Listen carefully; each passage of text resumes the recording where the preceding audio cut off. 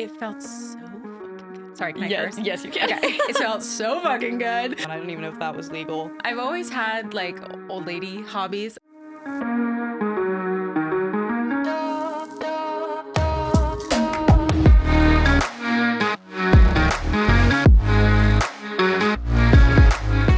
Hey guys, it's Natalia and welcome back to Unfiltered Fashion Talks. Today I'm joined by another guest. We have Ruby with us. Hi. How are you? I'm good. How are you doing? I'm so good. I'm so excited. I'm like still so excited to just be in a studio. I know. Like this is so new and it's fun. real fancy. It's real early for these bright lights. I know. Also on like such a dreary day. It's kind of nice and But- warm in here. It is. It's nice and cozy. But I'm so excited to have you and talk Thanks all for things having me. Rudy. Yeah. I was so scared I was gonna mix those two up and be like I know. Rudy with Ruby. And I'm I like, know. oof. I made my life really complicated and made it hard for people, but Yeah. it is a little bit of a nice way to tell, like when people reach out to you. Mhm. So my name is Ruby and my brand is called Rudie, and you can tell if people like really know who you are or really want to work with you depending on which one they Yes. call me when they email me. Do you know what I Very mean? true. Oh yeah, I get so many Natalies, and I'm like, you Yes. definitely did not do your You're research. like, the name is right there. Yeah, I'm like immediate delete. Yeah, I'm like, yeah. nope. That's kind of bad, but also I get it. I get it. Yeah, you got to filter them somehow. Exactly. But yeah, so you have your brand, Rudy. Do you want to give us like a little background on that? Sure. So Rudie is a very small clothing brand that I run by myself. It's easy to throw on everyday statement pieces inspired by the history of counterculture. And I've had it since I started in the fall of 2021. Oh wow. And it's been my full-time job since March of 2022. That's a pretty quick turnaround. Yeah. That's crazy. Yeah. Wait, how did that How did it that come start? to be? Yeah. So I worked in TV for the first 5 years of my career before I Mhm. worked in fashion. And I've never worked in fashion proper other than just for myself. Mhm. So let me think. How does it start? Okay, so I've always had like old lady hobbies. I love to bake and to sew and Same. to do all that kind of stuff. And I was definitely like a pandemic hobbyist. Like I tried every single hobby, and I was doing mostly sewing of like household goods, pillows and curtains and stuff like that. And then I started making clothes just for myself. And then as a perfectionist, I started making the same thing over and over and over because I wanted to get it right. And then I very tentatively posted on my Instagram, like, hey, I've been making these things and it's getting kind of expensive to pay for fabric and my closet is really full. Would anyone want to like buy these? ? It's okay if not though. Yeah. And the response was pretty positive. And so I was like, okay, I think I started with like 15 pieces. And I thought, wouldn't it be fun if I had some friends come over and I'll pay them in pizza and have them model and it'll Yes. just be like a party, but they'll like look cute and get some cute pictures for their Hinge profiles along the way. And so I did that and I set up a little website and I like launched it and it sold out in the first weekend. It wasn't that many pieces. It really Wow, wasn't. But still. Yeah, and that's I a was lot. pricing them really low because Yeah. We I all did didn't that. know. Yeah, Yeah, I I've been there still too. do. And a couple of the orders were from people that I didn't know. And I was Wow. like, how did that even happen? But it was like a friend of a friend Yeah. or something like that. And because it was early November, Thanksgiving was a couple weeks later. And I think that the pieces I was making at that time and now were very like good for like a Friendsgiving Yeah. vibe, you know? So I started to get pictures of people wearing my stuff on Thanksgiving That's or Friendsgiving. And it was just the most validated. It felt so fucking good. Sorry, can I yes, curse? yes, you can. Okay. It felt so fucking good to just see people and they're beaming and they're wearing it on a special day. You know, when someone wears something you Yes. make on like their birthday. Right. It's so special. Right. Or their anniversary. You're like, wow, you really like stood in front of your whole closet Yeah. and picked that to make you feel like your best self. And my experience working in TV before that was, it was really hard to get feedback because, I mean, we could talk, I don't know how Yeah. interesting that part is to Honestly, people that I'm listen. low-key kind of interested in that. Yeah, So sure. feel free. Well, okay. So I worked in like TV development, which Okay. is like everything from when a writer has an idea Mhm. for a TV show up until the point when we're pitching and selling to a network. And then beyond that, staffing up a writer's room, working on season deals, things like that. Okay. And that world is really hard to get things made. So we could have what we would call like a development slate, basically like a roster of 30 to 40 projects at any time. You would be lucky to have 5 of them ready to pitch. Maybe you sell 2. Wow. And then maybe one of them gets a pilot episode. And then that will probably be killed. So like, dang, it is so much work for very little like fruition. Yeah. Do you know what I mean? Yeah. And therefore feedback. So, and that's, you know, I've got lots of thoughts about the Hollywood system in general, and the TV system in general.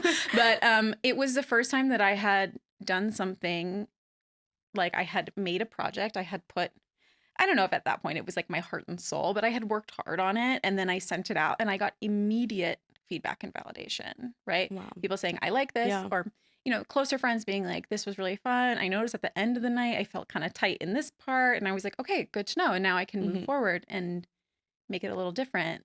So that's why I just had never had like a direct to customer experience before. Yeah, it had life always changing. Yeah, seriously. And it had always been just me like hammering on the door of the people with the money, trying to get the money to make the thing. There's so many gatekeepers in Hollywood that like have the money.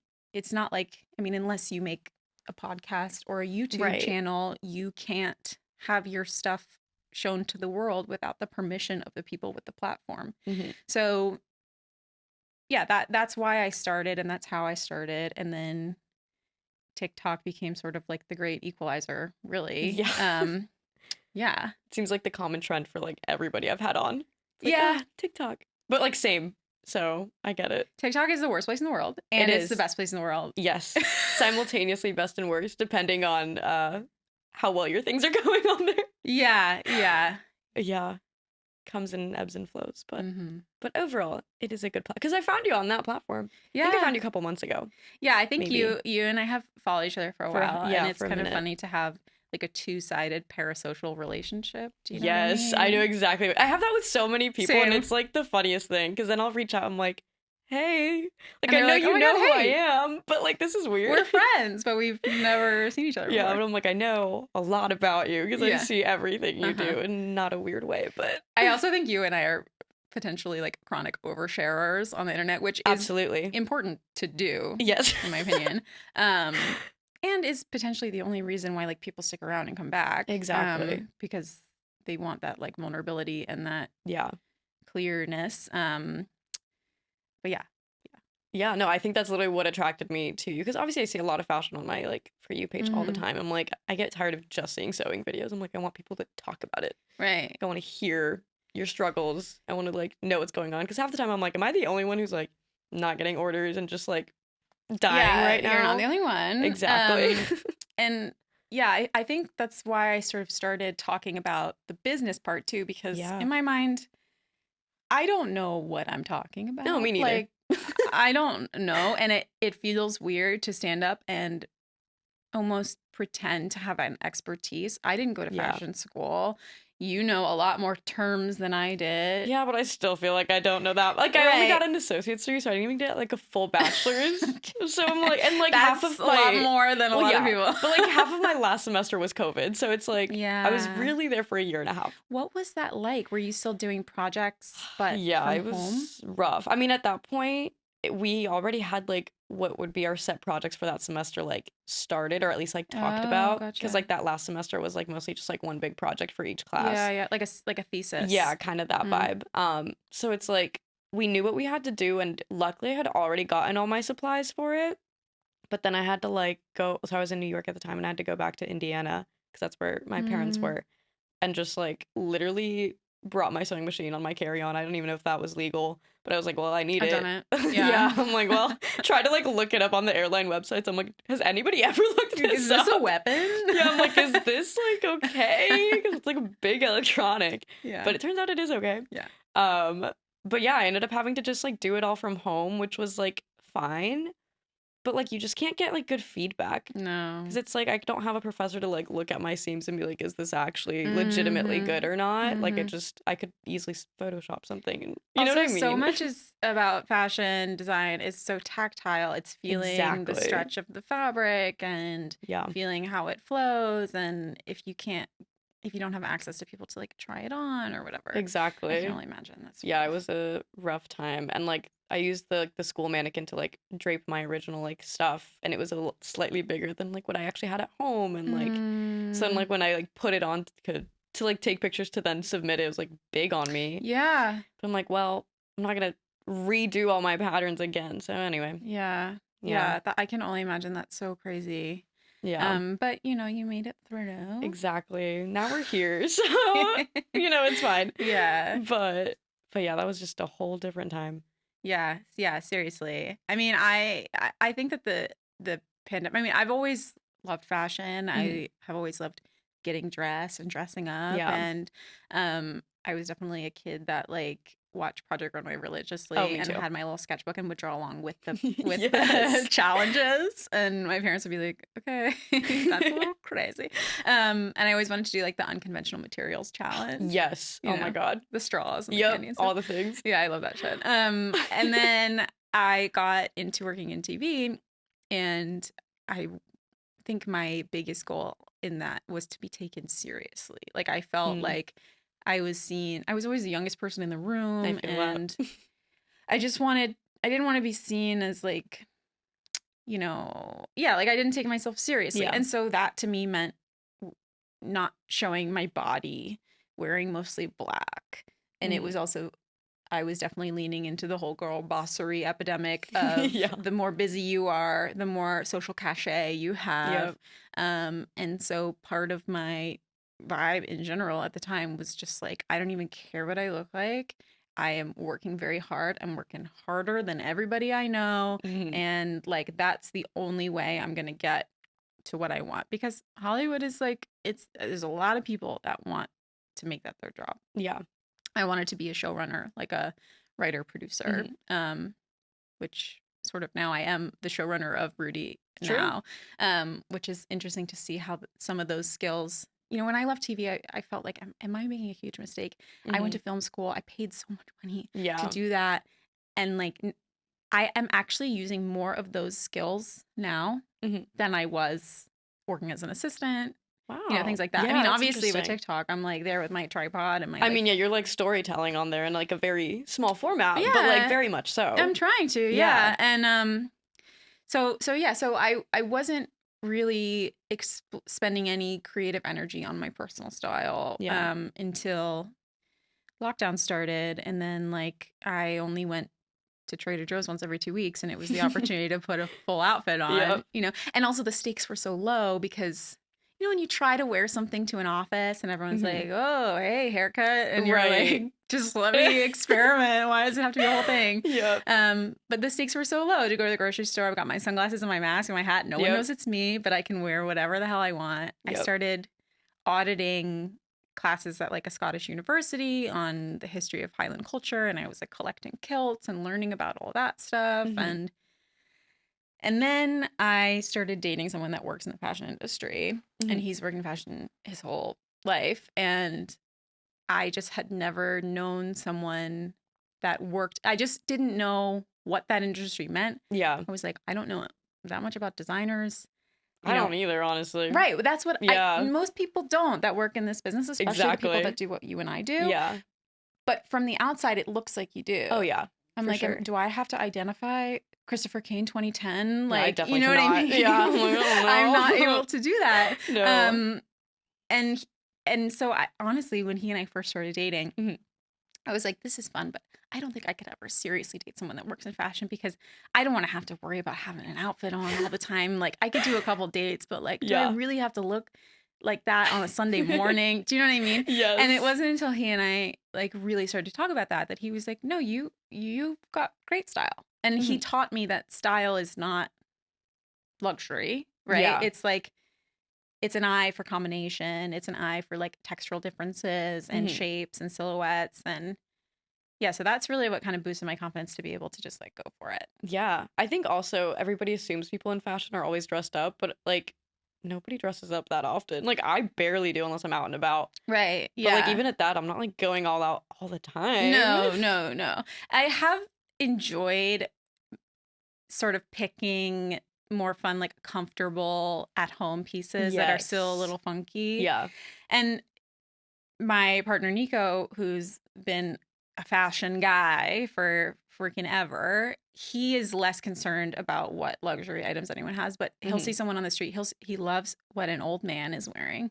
And he's like, look at the single stitch on that guy's t-shirt. And I'm like, what? And he's like, that t-shirt was made before 1970. You can tell because of the whatever. And I'm like, all right. I like recently learned that on TikTok. Yeah. I don't know how I came across that, but I saw somebody be like, if you ever see like single stitch, that means it's vintage. I'm like, I would have never known. It's so random. Yeah. One time I came home and he was watching Mad Men, and I'm like, oh, how's this episode going? He's like, it's good, but the undershirts are not historically accurate. And I was like, you're relentless. That is so funny. Yeah. But I was learning that like a love of clothes and a love of style, and in some ways craftsmanship and creativity is a very different thing from collecting designer goods. Yes, very much so. Because none of us can afford that usually. Yeah. Yeah. I also learned so much. I mean, so this is kind of going back to what we were saying about just talking about what the reality of running a small business is like. Yeah. Like I said, I don't feel like an expert to be able to share what I've done in any way that is aimed at teaching. But all I can do is share, and I like to talk very specific monetary numbers. I like to talk timelines. I like to talk about actual numbers of sales. And then also just relaying information that I'm learning in real time and unlearning in real time. Right. So like I only learned rather recently that most designer labels, they are losing money on their fashion shows. Like those couture, whatever, they're not really making. I thought that was like a sales pitch. Yeah, but then if you think about it, it's like, who's buying it? Yeah, right? exactly. And they're really making most of their money off of bags, perfumes, all the random socks, small goods. Yeah, which are probably made separately. It's not in their like house atelier. Exactly. Do you know what I mean? Yeah, so there crazy. is this like shattering of the illusion of what it's like to be a fashion designer, which is something that I was afraid to call myself for a very long time. Me too. You really are. But like I still am like, ugh. Like when people ask me what I do and I say fashion designer, I'm like, whoa, that sounds so pretentious. I'm like, I'm not that kind of fashion designer. I just sit at home in my like PJs all day and sew. But I had to get there in stages. For a while I said apparel designer because that felt like lower stakes than fashion. Yep. But it is true. It is what it is. We gotta embrace it. I know. Yeah. Half the time I used to just be like, oh yeah, I make clothes for a living. Yeah. Because that sounded more like subtle. Right. But that would be like if you were a pop star and you're like, yeah, I sing songs. Yeah, I know. Like, I don't know just say what you this, do. But yeah. Yeah, no, I get it. I don't know why all of us are so scared of that because I feel like a lot of people I've talked to have also said that. Like, it's imposter syndrome. It really is. It's also, I think, really common for women to be like, don't, you know, you want to be humble. It's like when somebody compliments you on something you're wearing and you're like, oh my God, I found this in the trash. It's nothing. Like, what are you talking about? I feel like I've had to work on just like being proud of myself. Yeah. And like, I definitely feel very emotional about negative things that happen in my life, but I don't get emotional about positive things. I just feel like that worked. That's how it was supposed to be. On to the next thing. Yeah. And I'm trying to actively learn how to like sit in the emotion of feeling good about having done something. Yeah. Whether that's through like being like, I did it. I'm going to stop for the day and go get myself a $8 latte. You know what I mean? A little honey lavender. Literally. But just like celebrating, and because we work so fucking hard and what we do is fun and amazing and creative and tactile and community building, but it's also quite stressful. Yeah. And if we're not allowing ourselves to enjoy it, what is the frickin' point? Exactly. You know what I mean? No, definitely.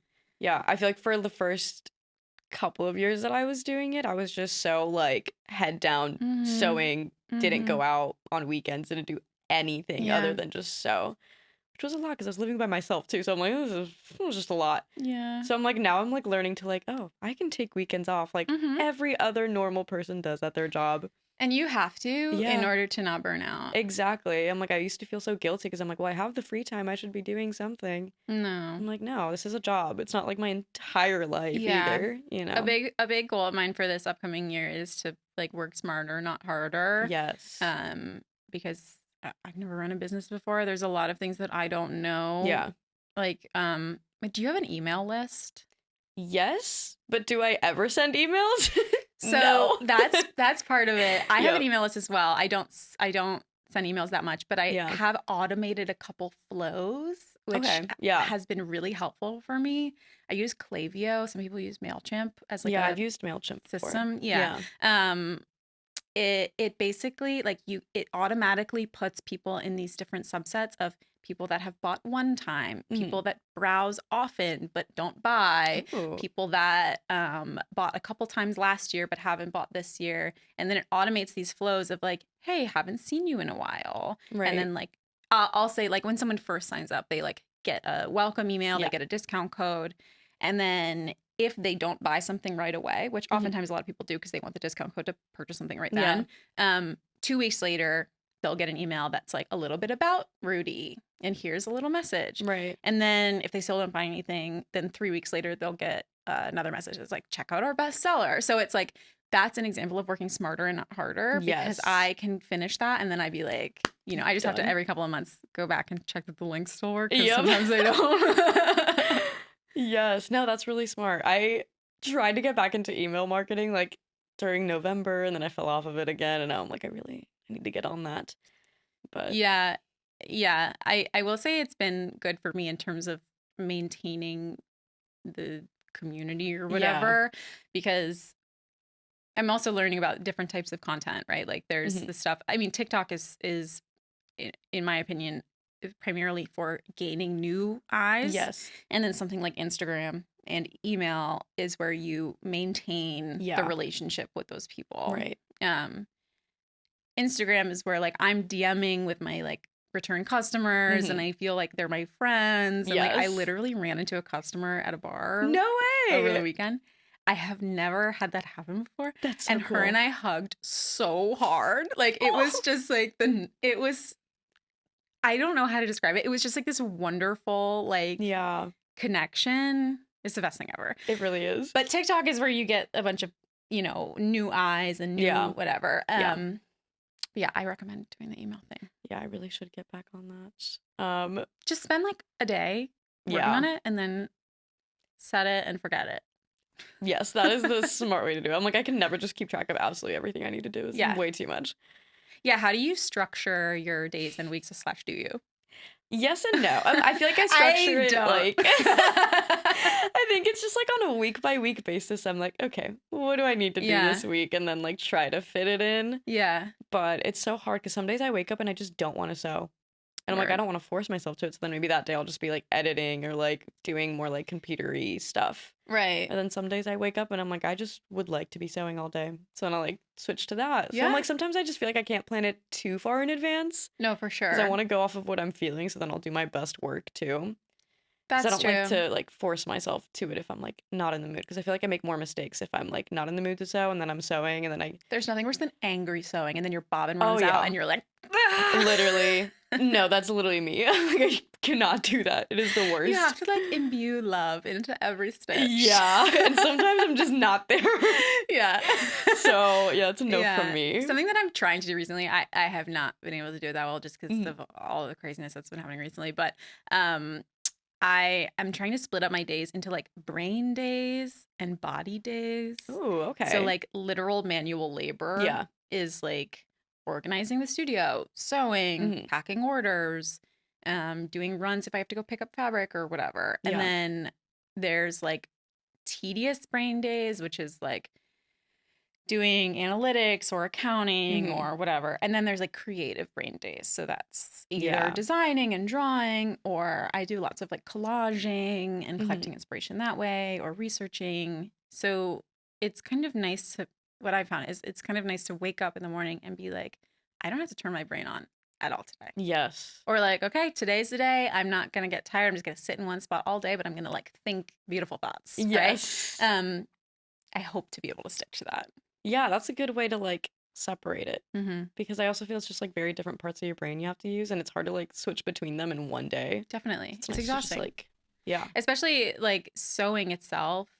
It's kind of like driving.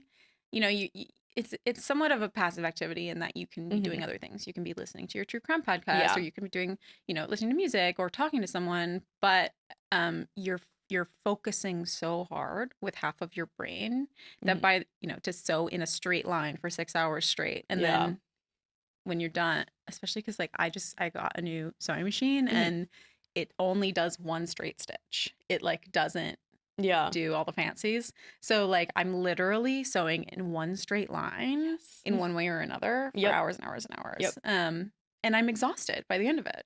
Yeah. It's a lot. I feel like my eyes are like crossed by the end of it. I know. I'm like, am I even actually looking at anything? Especially if it's like a printed fabric. You're just like, I can't even see what I'm sewing. Yeah, dude, I use almost all plaids. Yeah, you quite literally do. I'm like, I use mostly solids, but like, if it's the tiniest bit of like texture or print, I'm like, what is going on here? But yeah, that's a lot for you. I love it though. I mean, it's beautiful, but mentally, I'm like, that is a lot. Right, yeah. Yeah. Are you still sewing everything yourself, or what's... So I was sewing everything myself in the beginning. Yeah. And then I started outsourcing to a local factory here. And I don't know if it's interesting, but we could talk about like, that I would whole love to. thing. And then I picked up my first round, and then the factory burned down. Yeah. So that's so tragic. That's what happened. Yep. Yeah, it's horrible. No one got hurt. It's okay. Yeah, it was on Labor Day. Yeah. Which I think is because no one was working on Labor Day, but I think that's why it got so bad, because there was no one there to be like, hey, that corner's on fire. You know what I mean? Yeah. And obviously, it's a big place full of fabric. It's quite lots of flammable things. And then they ended up getting absorbed into another small factory, like small ethical factory here in LA, but their minimum order quantities, MOQs, as we say in the biz, is just way higher than what I should be doing right now. So I'm figuring out what to do next. I've got my spring stuff all drawn out and designed, and I'm working on sew by samples right now. I don't know if I'm going to make them or if I'm going to have someone else make them, because a big thing that people don't tell you is like to get started at a factory, which like even the word factory makes me feel uncomfortable. Yeah. But it wasn't that. It was a big, airy, open warehouse space. It was like pin dropping silence and just a bunch of old ladies that loved working there, and they were really sweet. And yeah. Anyway, so to get set up there, it took a long time, and it took a lot of money, and it took a personal recommendation of a friend of a friend of a friend. Yeah. That I felt gross asking for. Yeah. But you have to. Yeah. So, and it took badgering a little bit. It took getting somebody's number and calling a couple times and emailing and following up and being like, and you know, especially when you're a young woman, they don't really take you seriously. Yeah, I know. Especially if you're a young woman with a big check. They think, oh, that's just some rich kid. They don't know that that's my entire life savings in one little check that I'm like very nervous about handing over. Right. So yeah, I worked with the factory was called Natalia in Boyle Heights. The designers behind the brand, oh gosh, I don't know how to pronounce it. Toit Volant. That was beautiful. Toit Volant. I think it's supposed to sound French. Toit Volant. It was their factory, and so that's how they like supplemented their own manufacturing, was to take on clients. That's smart. Yeah, so I felt so bad for them. They had all their inventory there for the whole season. Oh my god. And they had a lot of wholesale contracts and things like that were not able to be fulfilled. But I picked up my inventory 1 week before. And if I had been out of town, I had to come the next week or something like that, it would have been my literal entire life savings gone. I believe it. Wow. Yeah. You got so lucky with that. That is insane. I know that felt like a little bit of like a universe's definitely assisting in that moment. Definitely. But yeah, so to answer your question, I am sewing some right now. I do the occasional made to order custom piece or whatever. Yeah. Like I had someone reach out to me that she married into a Scottish family, and that her husband's parents gave her like a bunch of cloth of their clan tartan. And she's like, I don't know what to do with it. And she was like, can you turn it into like a dress for me? And I was like, that's so cool. Heartwarmed. Like, that's just like the best project ever. So I do those little things. Gotcha. Every now and again. But I don't want to sew my next collection. Yeah, I don't know if you ever sew for hire. Oh, just no. Maybe I also do not want to be so. I haven't even started a next. I'm just like, I don't know what to do with myself right now. Right. That's where I'm at. Yeah. Maybe we'll talk off air. We could talk about I know. But yeah, so I don't really know what's gonna happen. I'm putting feelers out right now. Yeah. But I have learned that with the internet, you just unabashedly asking for things, putting things out there. TikTok can do crazy things. It can find. It's like, you know how when people are like, if your fiance's name is Brett and he's in Alabama on his honeymoon, he's cheating on you. They always find him. They find them every time. People are commenting like, you found us in Tallahassee. You're getting closer. Like, it's so crazy. Yes. But that shit happens too, because I think especially people that are like looking to, like I was looking for an intern and had like, you know, some fashion students and stuff reach out to me and like, hey, I saw your TikTok, and I'm like, okay, that's cool. It not only shows me that you'd be interested in the job, but like you're genuinely interested in what I do because it's coming up for you in terms of one of your interests, right? Yeah. TikTok is a crazy place. But yeah, TikTok's literally the reason I have like work right now too, because I was going through like such a low season. Like the holiday season was the lowest I've ever had in my entire life. I think that's normal. Yeah, because people aren't really shopping for clothes as much; they're shopping for gifts.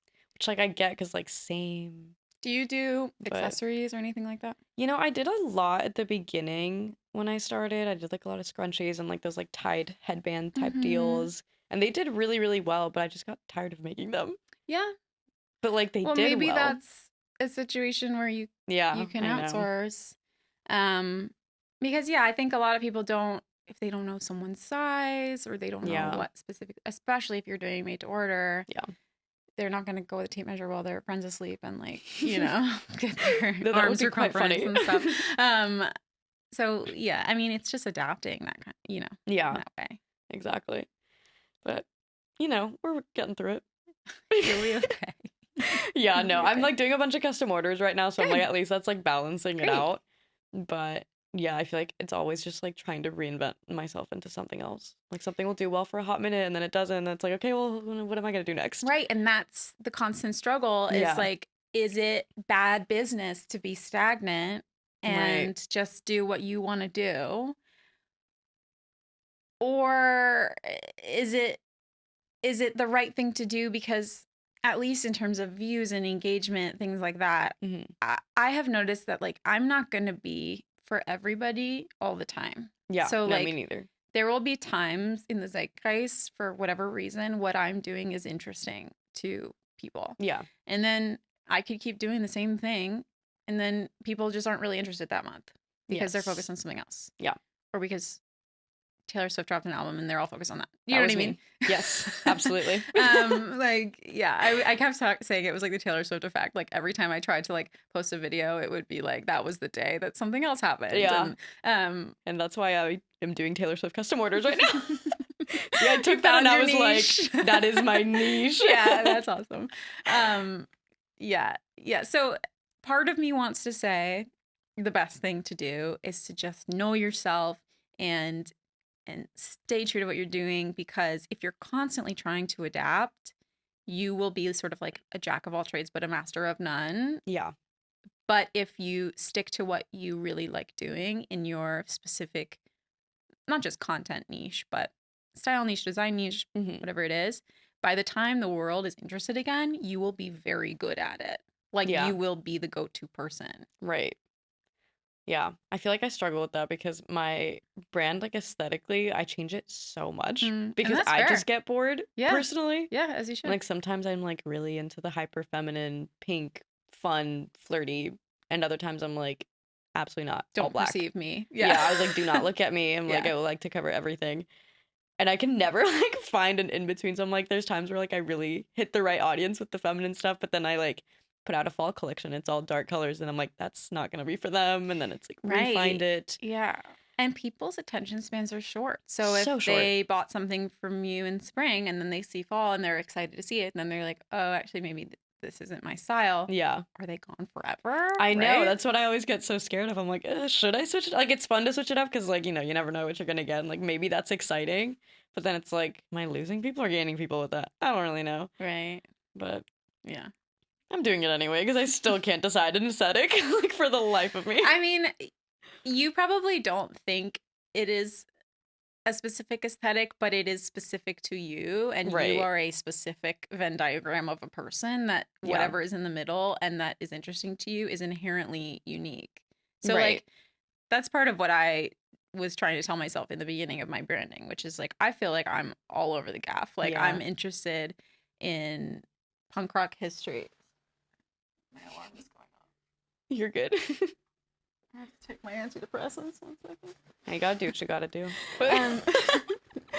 Sorry, 1 second. Okay. Okay, so when I was first starting my branding, I was thinking like I'm really interested in my parents are punk rockers, so I'm interested in that whole vibe, Yeah, right? And so that cool. ethos. And then I'm also interested in like somewhat feminine clothing, but and girly and flouncy, but I don't want to be catering to the male gaze at all. I don't want it to be sexy in any way. So how do I find between those? Do you know what I mean? Yeah. Like I like bright colors, but I like patterns and I like mixing them and I like a SoCal casual vibe, but I also like a Scottish Highlands vibe. And how do I find the middle between those? And I like a prairie. I like a Japanese aesthetic. Like I like all of these things. Yeah. And I felt like it made no sense and it was all over the place. But at the end of the day, those are all things that I'm interested in and I make sense. Right. Yes. So like, it's kind of like how when my boyfriend and I moved in together, we had very different aesthetics in terms of homeware. Right. But I'm very loud and bright stuff. Every piece of furniture is a statement piece. It's exhausting. And he's very like Japanese minimalist kind of stuff. Very like Japandi, I learned is Japanese and Scandinavian. Okay. Vibes. And so I was a little nervous when we moved in together. Yeah. But he said something so wise. He was like, you and I are compatible. So the things we like will be compatible. That's a great way to put it. And it completely was true. Like, you just have to trust that the reason you can't stop thinking about this thing over here and also this thing over here is not crazy and you shouldn't not do it. Like, just try. Yeah. That's a good way to put it. I like that. Yeah. A good mix. Coming back to your brand, can we talk about why you named it Rudie? Yeah. That I feel like that should have been my first question, but that's okay. you know, here I am now. That's okay. So Rudie is a nickname for like a specific youth culture called Rude Boys and Rude Girls. It started in Jamaica in the 1950s. It was like a political movement, but also they were the start of like the dance hall culture there. And then it was picked up by young people in the UK in the 1980s. It was the musical intersection of punk rock music and ska music, and they wore a lot of black and white checkerboard. That's what Vans is referencing in their black and white checkerboard shoes. And that was meant to symbolize the coming together of black and white cultures under like Thatcher era Britain. So they were called Rudies. It was a very specific style. It was a kind of like they're speaking out for what they believe in and they're politically left, but they're also known for having fun and being raucous. Yeah. And so I just really liked that. I thought of it and I didn't think too hard, and I just went for it. And so yeah, the fact that I am Ruby and it's Rudie, I thought was like cute and funny, but it's actually quite confusing. But anyway, I don't know if there's a couple of famous songs, like a song by The Specials called "A Message to You, Rudy." The Clash song "Rudy Can't Fail." Those are just like songs I grew up listening to, and I'm just obsessed with the intersection of like political history and personal style and how those things come together. And an example I always give is like, when did we start to think that tie-dye was synonymous with being anti-war, when in the 1920s it was just a popular thing to like get more use out of your clothes? And then a more recent example is like, when I see someone across the street with a red baseball cap, I get nervous, no matter what the baseball cap says. I know. Right? And like, will it always be that way? I don't know. And so I don't want to. Most of the clothes that I pick, the fabrics I pick, some of the shapes and such, have meaning behind them. Whether it's just political history, or sometimes there's like some macabre history as well. But I don't want to hit anyone over the head with it. I think that ultimately the story is nice and the background is nice, but the product needs to speak for itself at the end of the day. It should be the kind of thing where like no one's going to buy for the story. And if they do, they won't buy again. Right. But it's the kind of thing where like somebody wants the dress and then you tell them and they're like, oh, that's a cool little cherry on top.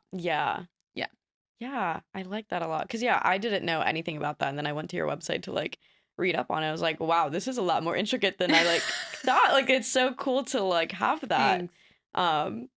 Because I was not expecting that. Yeah, I love I love the background of it. But also, it's okay if anybody, like, doesn't care about that or doesn't know about that. Yeah, because the clothes are still cute.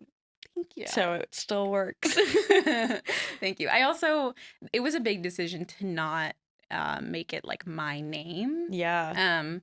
Because like we said, I felt uncomfortable calling myself a fashion designer. Yeah. And so making it like, my full name Designs was a scary thing for me. Whereas like I could kind of hide behind the name of the brand, like, oh, I run a brand. And it also made it a little less pressure to do things seasonally, collection wise, and instead I practiced doing like a little more like a single product drop model. Yeah. Because if I'm running a company, that's a little different from I am the company. You know what I mean? No, I'm sure it's nice to have that separation because I don't sometimes, and I'm like, I am the brand, but does that mean I'm always going to be doing everything myself so that it's still true to the brand? Like, yeah, but there's pros to that as well. Whereas, like, you've got your fashion design career, but then you also have a podcast and you have an internet presence and, whatever other things you're working on. And you don't have to aggressively rebrand every time. Yeah.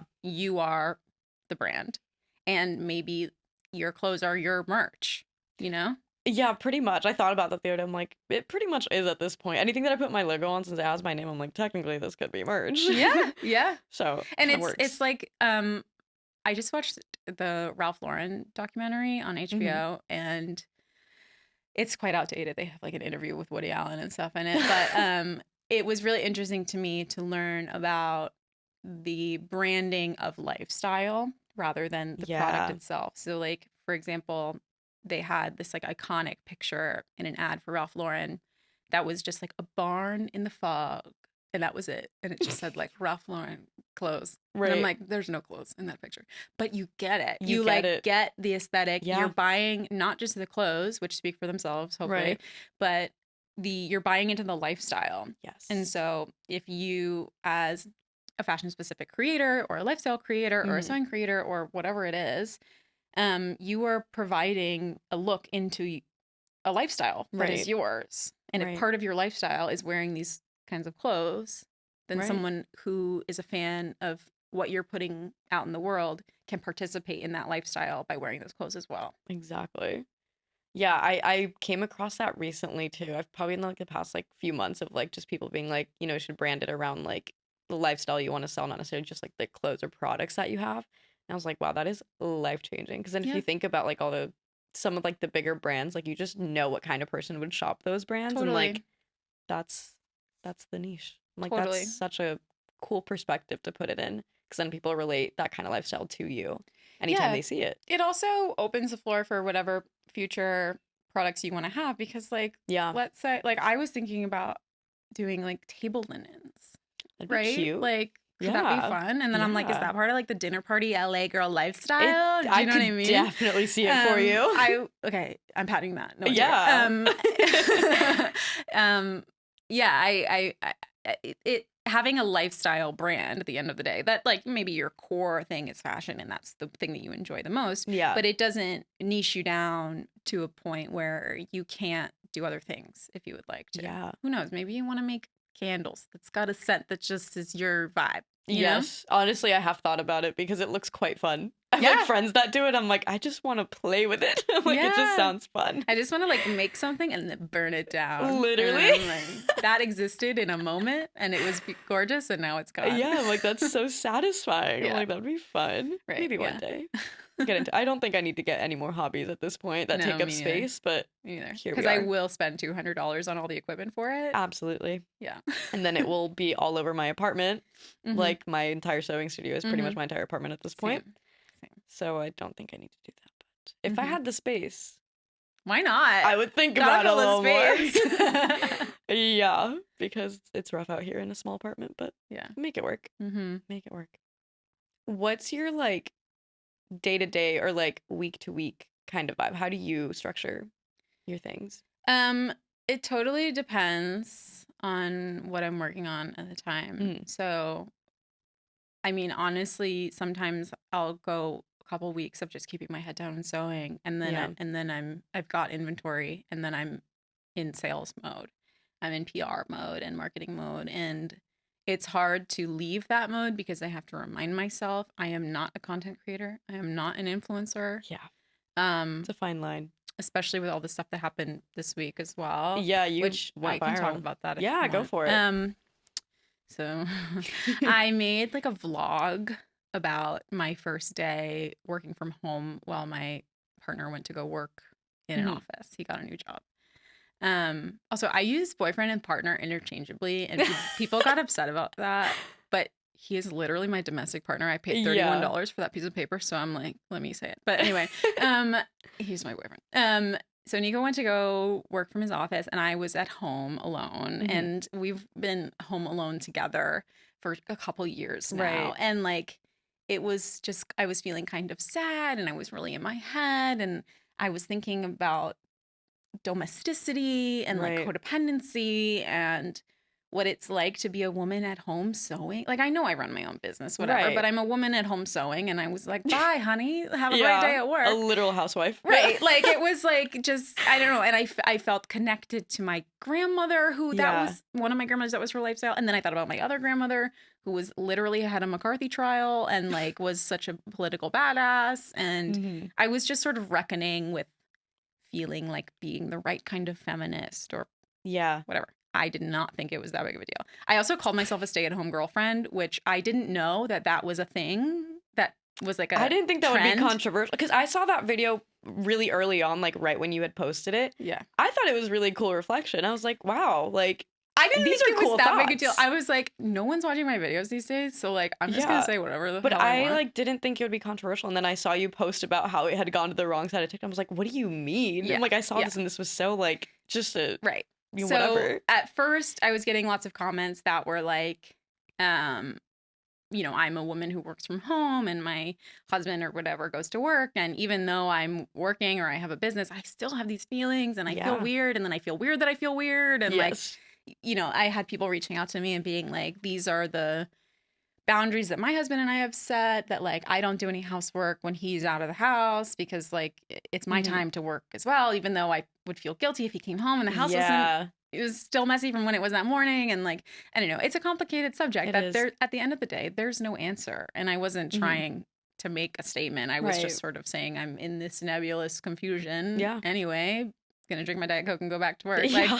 Like, and so there was lots of positive compliments and comments and messages, really, really sweet messages.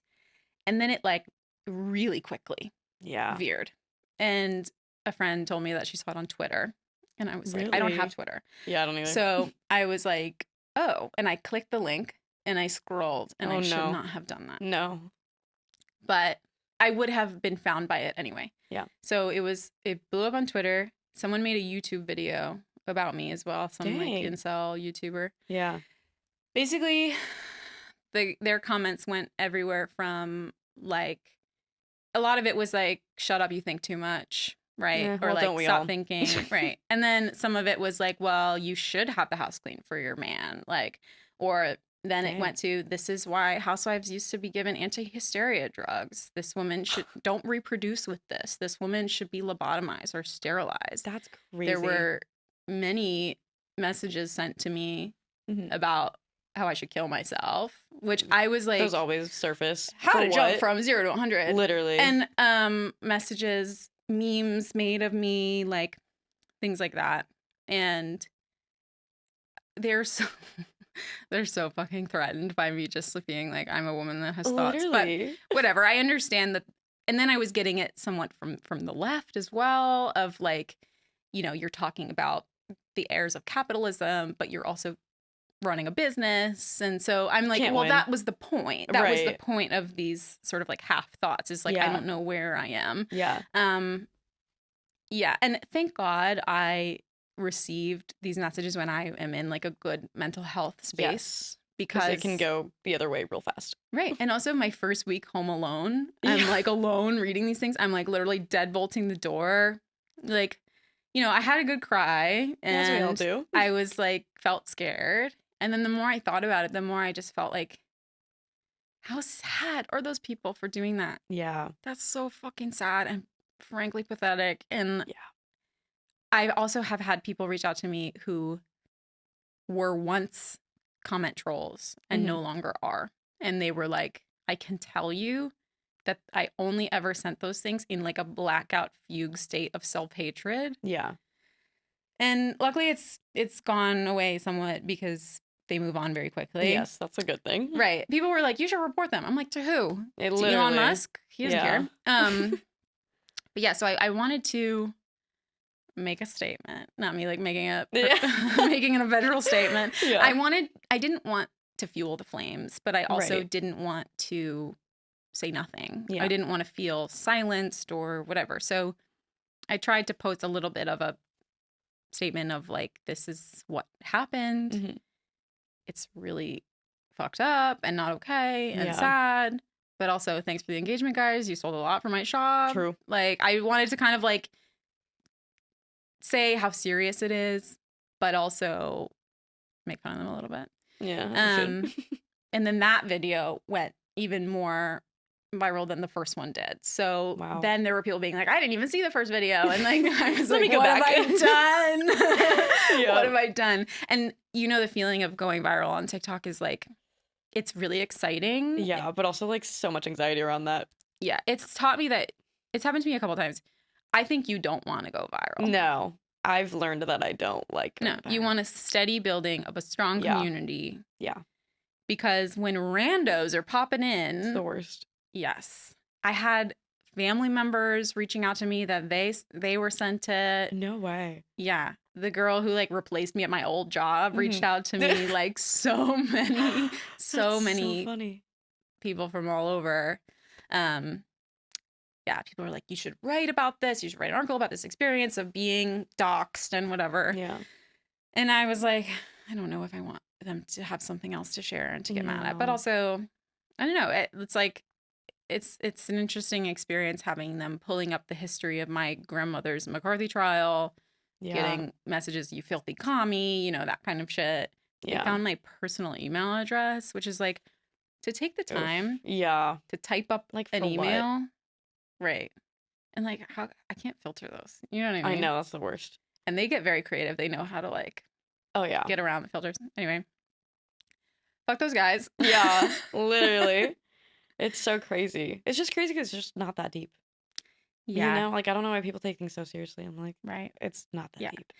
Regardless of all that shit that happened, the amount of messages and like camaraderie I felt, especially with the women in my circle. Yeah. And a few men too who were like, listen, I have only daughters, or like, I'm a stay-at-home dad and I feel like that sometimes. Yeah. Or like, you know, my wife and I just had a really hard conversation about how I'm making enough money and she's going to stay home with the kids and she's having a hard time. And how can I support her? That has been so meaningful and so worth all the crap. Exactly. Yeah. And at the end of the day, exposure is exposure. Mm-hmm. So I'm like, I'm sure, you know, you've got probably a few customers out of it too. So it can't be all bad. Yeah. But yeah, it is definitely rough. And that is the bad side of TikTok. It's great and bad. Yeah, the internet is like a Wild West. It really is. Cesspool. It's usually so fun and like cute time with the girlies. And like, yeah, it's also taught me how much a positive comment can mean. Yeah. Because I'm not, I would never even comment like a snarky comment or like a sarcastic comment, let alone a hateful comment. But I also don't comment that much in general. And I'm trying to do it more because I know how much a positive comment is meaningful in terms of engagement and stuff like that. But also it feels good because if you've taken the time to either say something vulnerable or work on something artistic, or even just like take the time it takes to edit or record a voiceover and then re-record it because it sounds bad and like all that stuff. It's just nice to be like, love this. Yeah, and it's so simple too, but I do that too where I never like things or comment on things. I just scroll and forget to. But then when I'm going through like really low engagement periods, I'm like, why isn't anybody doing this? I'm like, am I doing it? Yeah. No. So then I start doing it. I'm like, okay, this is not that hard. Let's keep that rolling. The best thing of all of this was my 16-year-old sister fighting with all of those guys in the comments. She was going hard for it. That is so funny. Yeah. Somebody has to. There's always that friend. Just leave, like, period, after a lot of their comments. Yeah. No, I've had friends go viral too, and I'm just in it like, hey, nope. Yeah. Yeah. Yeah. It's so fun. Somebody's got to do it. Because it's like, you don't want to do it for yourself, but I'm like, she's such a badass. Somebody steps in every time. Yeah. Thank you so much for coming on. Oh my gosh, thanks for having me. No, I'm like so happy that you're in LA and I could film with you in person. Yeah. Like trying to find people like in here that I can have, and it's so fun. So love that. Yeah, anytime you want to talk more, I'm around. I don't live far away. We'll hit you up. We can commiserate and celebrate. Exactly. It'll be great. It'll be a good time. Yeah. But yeah, shout yourself out. Where can people find you? Sure. My Instagram is at Shop Rudie, ShopRudie, and then my TikTok is rudy.can't.fail. I love that. And my website is shoprudie.com. Perfect. I will have all those links down below. Yay. For you guys to check out. But yeah, thank you so much for coming on. It was a pleasure talking to you. Yeah. And hopefully this won't be the last time. Probably not. Definitely not. Yeah. So thank you guys for watching and listening if you're on YouTube or audio, whatever. And I'll see you guys in the next one. Bye.